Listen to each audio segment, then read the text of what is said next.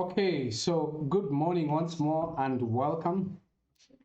On this topic number 6, we are going to learn about very important functions, the dates and the time function. You're going to use these all the time because most of the time when you save data in the database, you want to save also the time when that particular transaction occurred. Most of the time you're going to be using these functions to do that. You're also going to learn about the include and the require statements. We've already used this multiple times in the practicals, and therefore we're just going to look into the theory of it. And more importantly, we're going to learn about cookies and sessions in PHP. So let's go ahead and jump right in. So the date function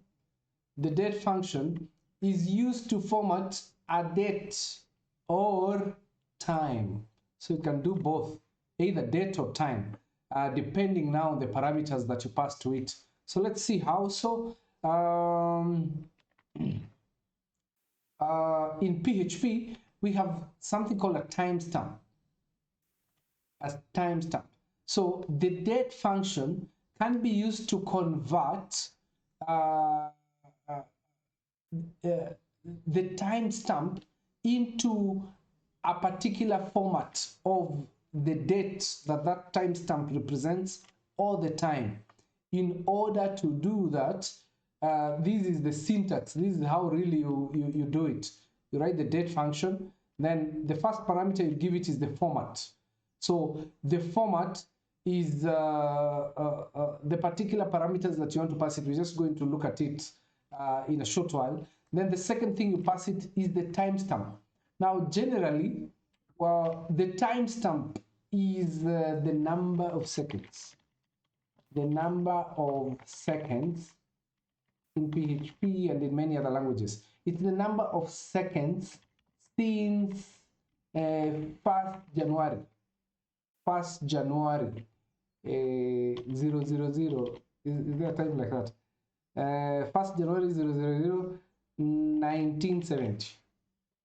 So that is what we call the timestamp. So if we get the timestamp for right now, this moment, it's going to give us some value, something like that. So generally, if we have this as the timestamp for now, then it is the number of seconds since mid-morning. Is it midnight or mid-morning? Whichever, you understand. 1st January 1970, at that particular time. So when you give a timestamp and you give a particular format, then you're gonna get the exact date or time that is for that particular timestamp.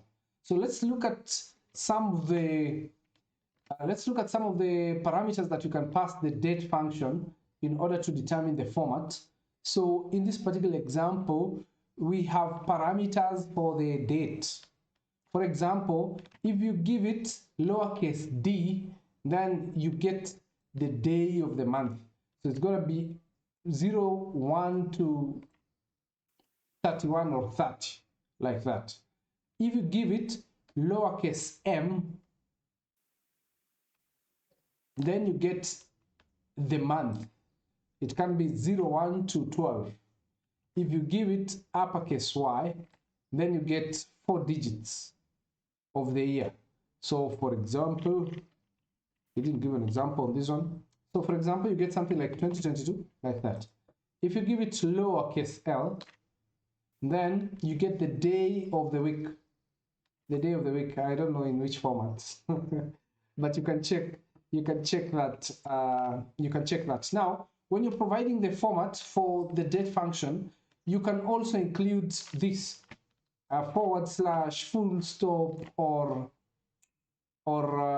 the hyphen there.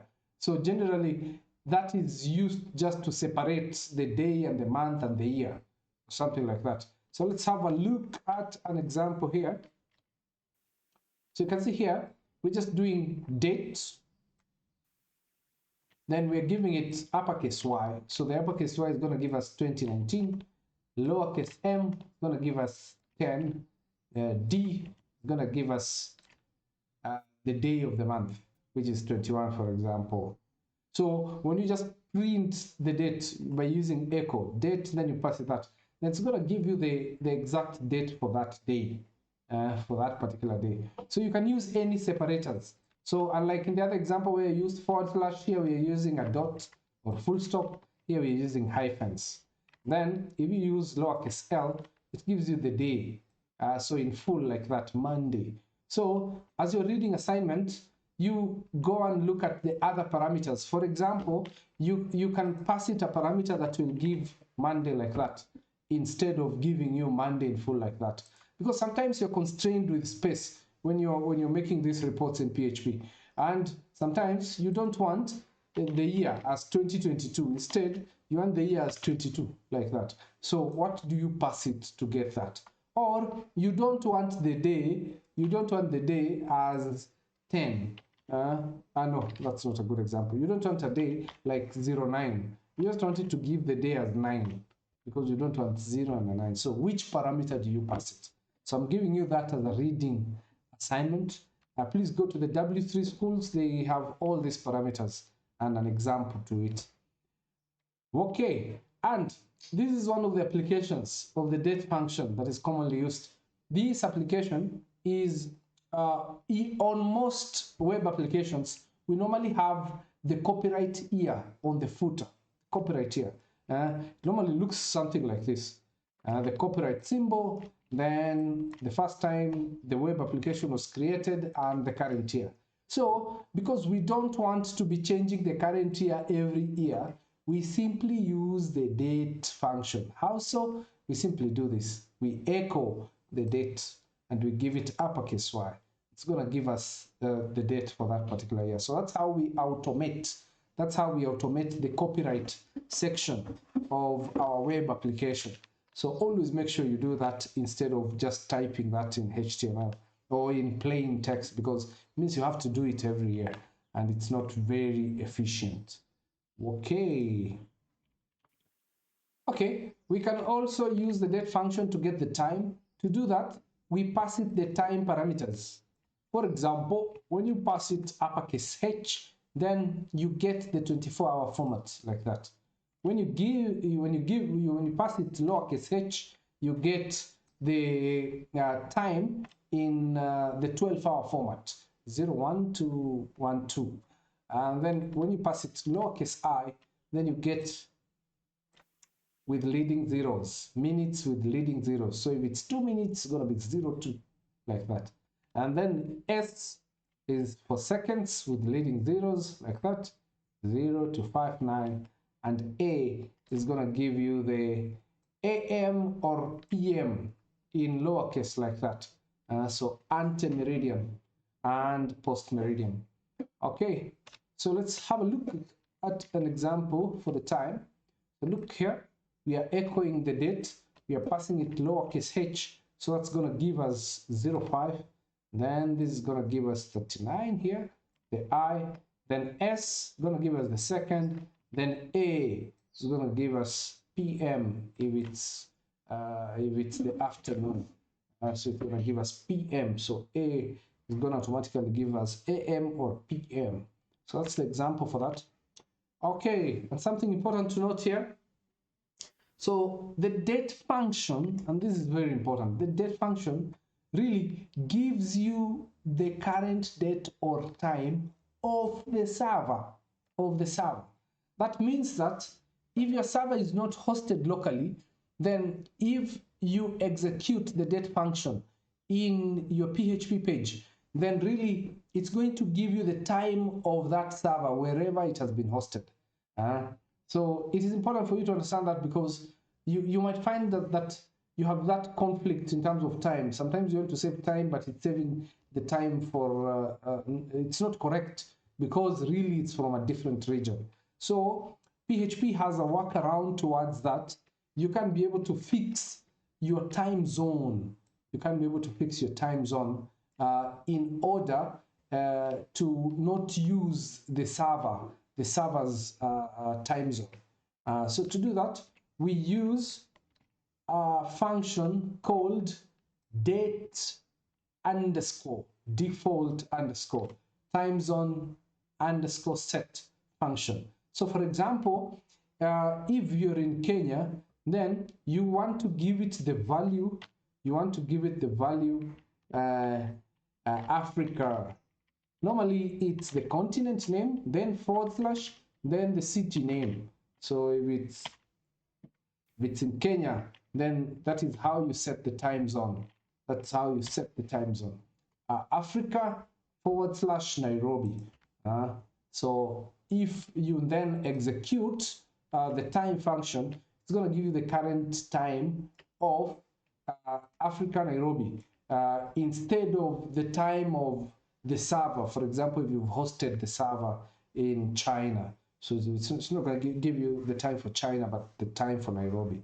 So that's how we normally ensure that we have the correct time, by using the date default time zone set function. Okay, so that is it about the date and the time functions.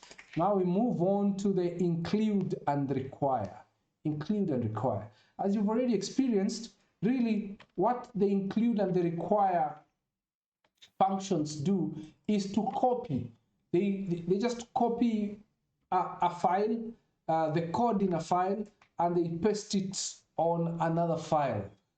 So that is how we use include and require.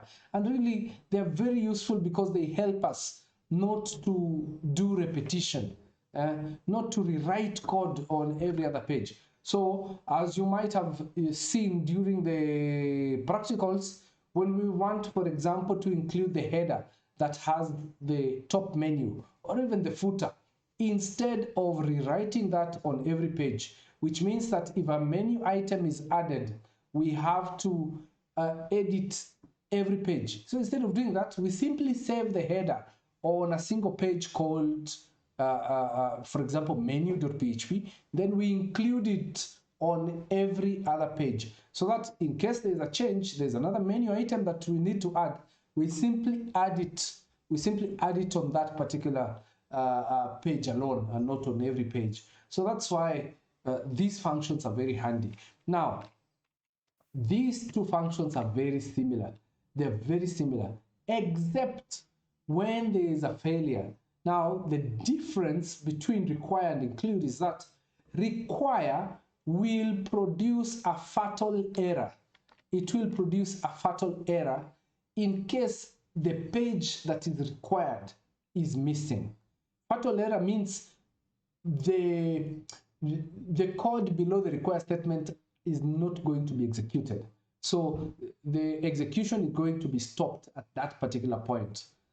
So any other code below the require is not going to be executed, because it means that you need this file in order for this code to work efficiently. So that's how we use require. On the other hand, we use include if we are including something that is not very mandatory, and therefore if it misses, then the rest of the code can continue to be executed.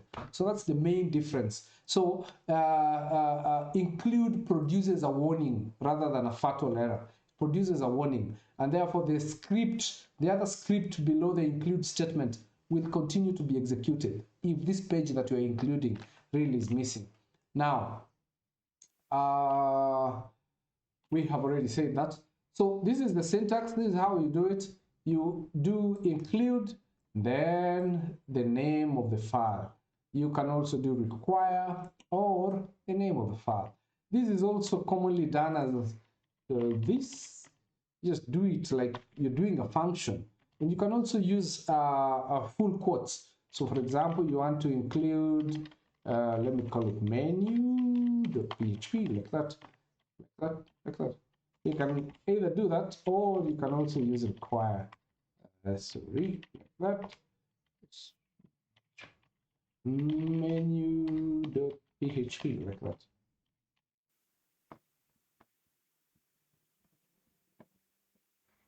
Okay. Okay, so as I said, one of the ways in which we use this is to include the header and the footer, because normally the header and the footer doesn't change across all pages of our website.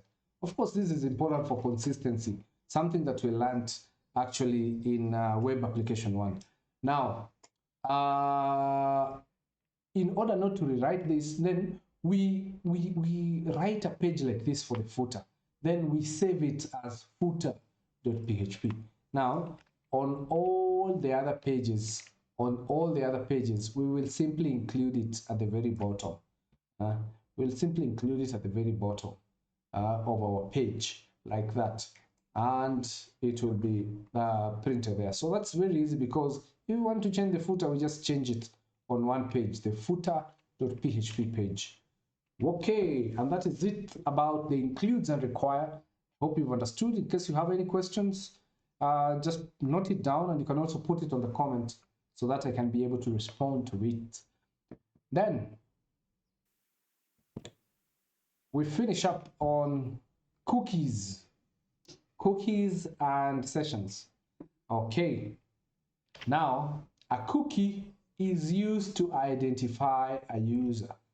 It is a small file that is embedded by the server on the user's computer.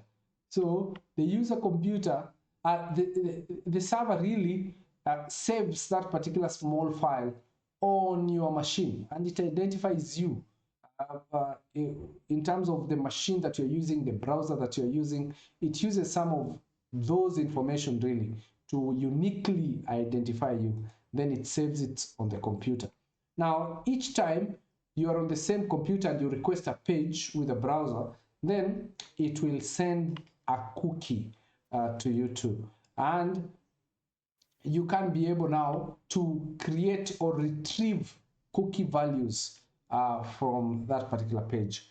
So in PHP, we use a function called setCookie to create a cookie.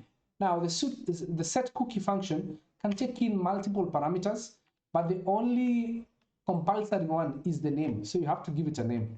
But you can also set a value for that particular cookie, the time when it's supposed to expire, the path where it's supposed to be saved, the domain, and this other. I'll let you read that to understand what they do. But let's have a look at an example here of a cookie. So here we are creating a cookie. We are passing it the name. So we're passing it a variable that has the name user. So this cookie we're creating is called user. Then we are passing it a value, again a variable. We've created that variable and it has the value John Doe. Then look here, this is the expiration date, when it's supposed to expire. So how do we do this? We call the time function. This time function, this is very important by the way, this time function gives you the timestamp. It gives you the timestamp, the number of seconds since 1st January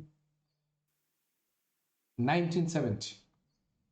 So we're simply doing that, then adding 86,400 is the number of seconds in a day, then times 30. So we're simply saying that we want this cookie to expire after 30 days. After 30 days. So we're simply giving it the time. It's gonna expire after 30 days, like that. Then this one is the path. Excuse me. This one is the path. Now, when you put a / like this, then it means that this cookie is accessible from anywhere and not from a particular path. Okay, so the next thing we do is we come and check if the cookie has been set. We use the isSet function. Has it been set? If it has been set, we just want to print out the cookie named is not set. Else, we want to say it has been set. But remember here we have not. If it has not been set, we want to say it has not been set. Else, we want to print the cookie name is set. Then we also yes, exactly, this is correct. Then we want to print the value we want to print the value. This is important. Okay, so here, if the cookie has been set, which actually we have set it, so the output here is going to be value is then John Doe, like that. So that's going to be the output of this code here. So what I'm saying is, if you want to print the value, of a cookie, then you do it like we've done it here. You use the cookie superglobal and the name of the cookie inside the square brackets. So that will print the value, and the value of the cookie. Okay. Please note that the set cookie function must appear before the HTML tag. Let's look. Did it appear before the HTML tag? Yep, it did. So we have set cookie here, and we have HTML tag here. So it must appear before. Please remember that. Okay. How do we modify? Now, modifying cookies and modifying sessions is the same. You simply overwrite. You simply overwrite it with the new value. So here, we simply call the set cookie function again, and we pass it the new value. So the name remains user, but this time we pass it a different value, which is Alex Porter. So that's how we change the value of a cookie. We simply overwrite it. You can also delete a cookie. To delete a cookie, you simply set the time. You simply set the time to an earlier time. So that's why here we are calling the current timestamp and subtracting 36. You can even subtract 1 second. You don't have to subtract 1 hour. You can subtract 1 second. So that's how you delete a cookie. So remember, you have to specify its name. You don't have to specify the value because you're deleting it anyway. Then you do time to get the current timestamp, then you subtract just 1 and it will be deleted. So you just set the date to a past date. Okay, now in this example, we want to create a small script to check whether cookies are enabled. I'm sure you've ever experienced this. You've accessed a site and it requires cookies, and it asks you to enable your browser to allow it to use the cookies. And maybe you had disabled cookies in your browser. So how does it know that you've disabled cookies in your browser? So to know that, normally you just create a cookie as usual. Remember, it has to come before the HTML tag.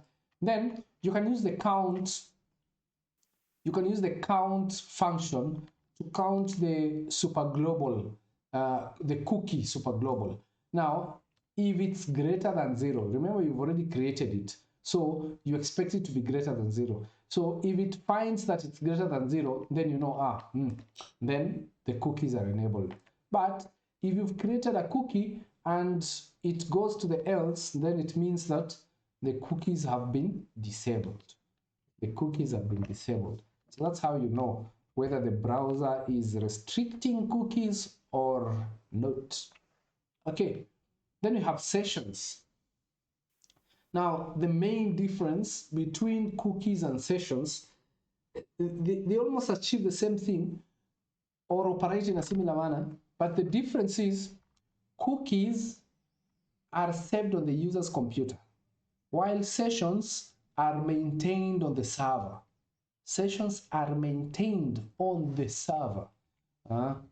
And once you've created a session, it can be accessed on multiple pages of your website. Now, this is important, and of course, we've used it, for example, when we were creating the login page, and we've continued to use it across multiple pages. So sessions are simply used to maintain the state, maintain the state, to know who's using, really, to know who's using from the server side, who's using the resources from the server side, because cookies can only be used on the user side. So just to read here, now when you work with an application, you open it, then do some changes, then you close it. Now that is what we call a session in a computer. It's called a computer session, because the computer has known, because you've logged in, it knows who opened it, what changes you made, and when you closed it. And so that's what we call a session. Now the computer knows that, but on the internet, there's one problem. The web server does not know who you are or what you do, because HTTP address doesn't maintain state. So session variables are used to solve this problem by storing the user information to be used across multiple pages. This information can be the username, the favorite color, etc. Now by default, these session variables last until the user closes the browser.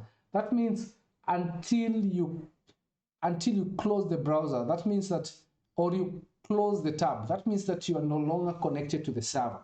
So when you do that, then that session is automatically deleted. When you're no longer connected to the server, the session is automatically deleted. Okay, so session variables hold information about one single user and are available to all pages in your application.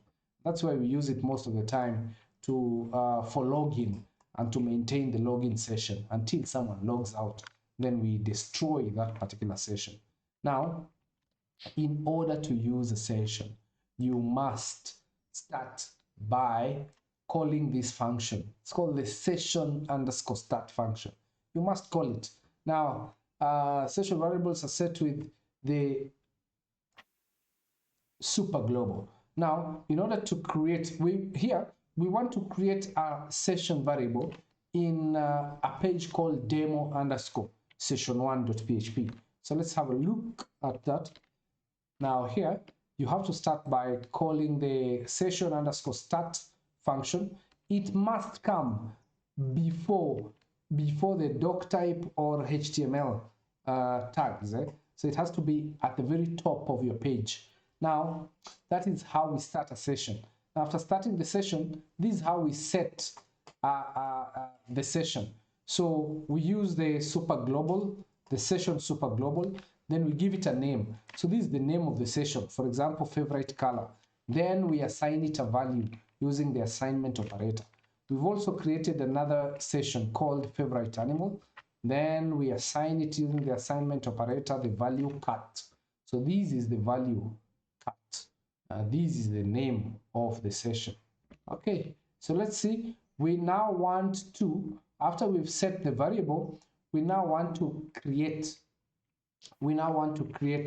another page called demo session 2 and access those particular sessions we created from this page demo session 2. So this is how that page is going to look like here. So again, on every page where you want to use a session, you must begin with the session start. So it's important to remember that. So remember, this is the second page, demo session 2.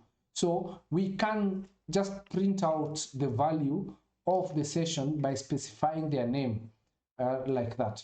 So the output of this particular code is going to be favorite color is green. Remember, we had saved green on the favorite color, and we had saved cat on the favorite animal session.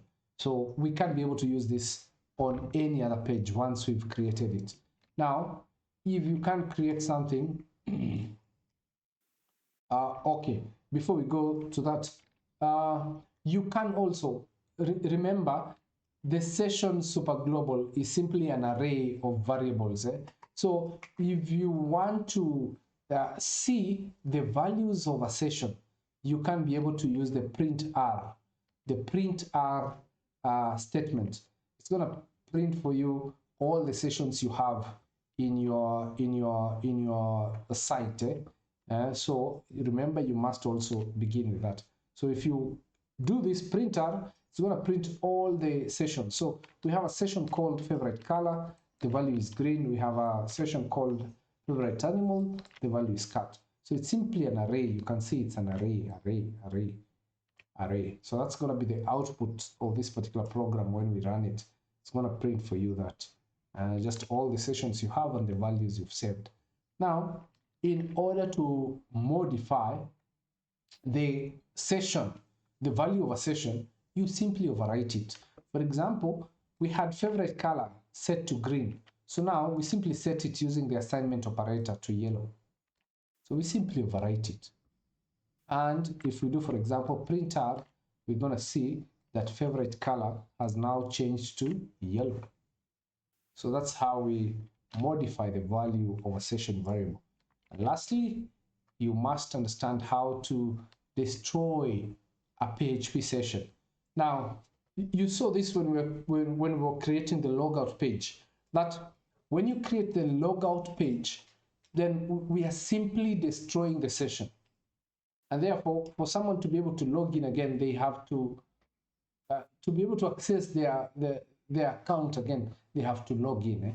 So we normally use either session and set to destroy all the sessions, or session underscore destroy.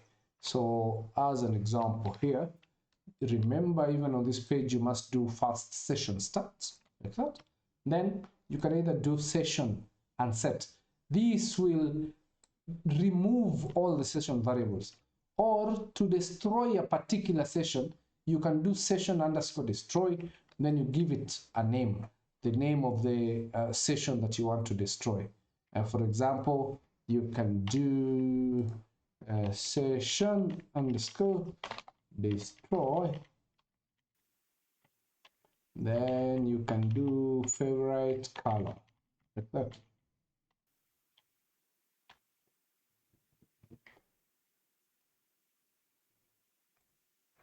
So that's how you do it, ladies and gentlemen, and that is the end of this particular topic. I hope you've learned. In case you have any questions, please let me know on the comment section below. Thank you very much. Enjoy the rest of the lessons. Bye.